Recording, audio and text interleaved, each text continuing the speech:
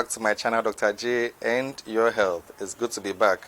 We still continue our Ramadan series with this wonderful edition of Dr. J and Your Health. So last time we discussed Suhoor.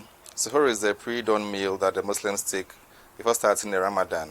We mentioned that this meal is supposed to be very wholesome and should kickstart the day's metabolism. So it must carry you throughout the day.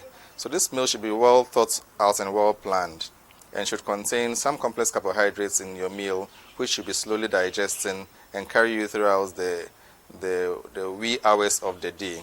Okay, so now last time we began by talking about what we should take, and we spoke about certain meals that should be on your plate. Okay, so now we do acknowledge that we are from different climate regions, and like I mentioned, that we do have different staple meals. Right, so we spoke about what we should take. We have in our locality, like in Africa, in Ghana to be precise, many of us like this millet meal, corn meal, and stuff. Okay, some people are used to eating quite heavy in the morning. Others are used to taking some light meals as well during the morning. Now, but what should actually determine what you should take should be, one, what work do you do? What's the kind of work that you are doing? It's very, very important. Okay, you also have to take into consideration the fact that your meal should contain much more fluids as well, because you need fluids, and with our temperate environments, for example, knowing that the sun could be at its peak during certain times of the day and certain periods of the month. So you have to have a meal that contains much fluids. Okay, we spoke about certain individuals and some conditions where like sickle cell disease, where dehydration could cause an issue and trigger crisis. So we spoke about having more fluids in your meal. So yes, your meal. So let's take for example, we spoke about someone taking a plant or a seed meal breakfast. Okay, so the complex carbohydrates are mainly found in the grains. All right, so our millets are barely, I mean, in Africa probably it's not so common here.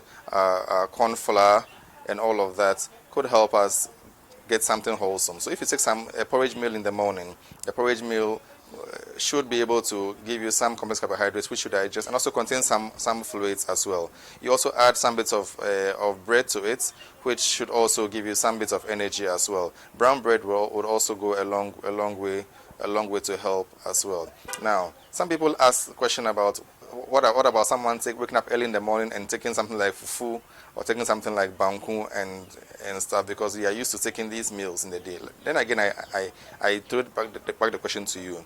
Now, what was your routine prior to Ramadan? Number two, what's the nature of your work?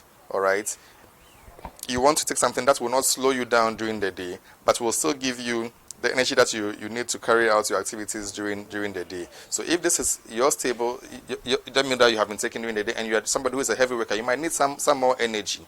Okay, and make sure that you add more fluids to your diet, because sometimes some of these meals can cause you to have some bits of thirst during the day. All right, so speak to your dietitian before Ramadan. Get a good plan to kickstart your iftar, your suhoor.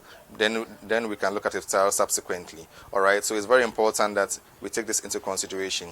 Now, I also say that you should, I mentioned eggs the last time, so eggs are also important. You can add to your meal. So if you are somebody who also has issues with lactose intolerance, where you are having issues with digestion of the milk and stuff, you're also careful to taking too much milk in your diet, right? So you are very careful, because it could also be quite disturbing, having to have issues with bloated tummy and the rest and also indigestion as well during this period. So it's very important that we take this into consideration. Now, things to avoid in your suhoor. It's very important that you stay away from things that would hamper your fast. All right. So we are taking tea, because tea contains much fluid as well. But does the tea contain caffeine? Right? Does it contain caffeine? And if you take meals that are high in caffeine, it could also trigger trigger you to get dehydrated, and also cause you to struggle during the day in Ramadan, and you might have challenges completing the fast. So you should avoid much foods that contain caffeine. All right, and also too much spices as well as is also not recommended, because that also could also cause you to have some indigestion and cause you to have issues during the month of Ramadan. And also it can also trigger certain people with ulcers. It can trigger your stomach ulcer, among others. So it's important that you avoid some of these negative practices in your suhoor. So I want to just reiterate: avoid the caffeine, avoid too much salt in your diet, because also that's one you also know can also trigger, cause much more water to be absorbed, and by so doing, you are also going to get dehydrated during the day. So I would like to end here today on my discussion about suhoor.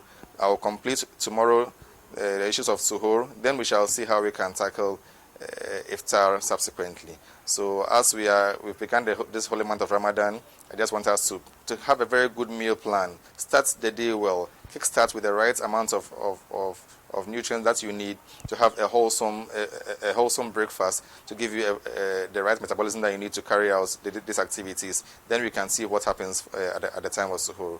So remember, make health your priority. Subscribe. Bye.